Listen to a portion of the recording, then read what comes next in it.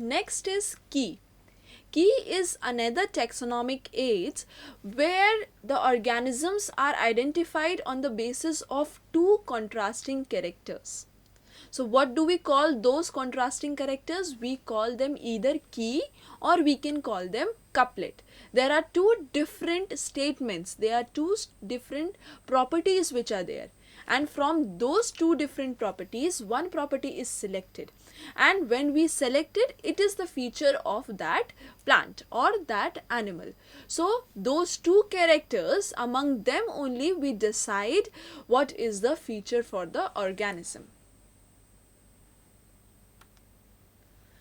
In that couplet or in that key, basically the pair which is there, one is accepted and another is rejected, but both the statements, they are referred as lead only.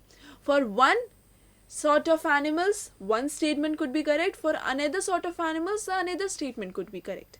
So both are referred as lead. Look at the example which is given below. Animals, red blood, no red blood. So we have two contrasting characters, and according to that only we select the animals having red blood and animals not having red blood.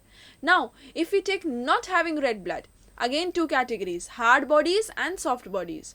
So again we have two characters. So each of the character, it will be referred as lead, and it is a example of key or the couplet.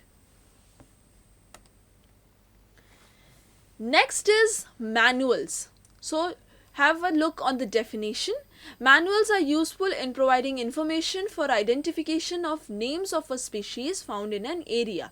So basically manuals, they deal with a particular area information. All the species which are present in a particular area, they are covered in a manual.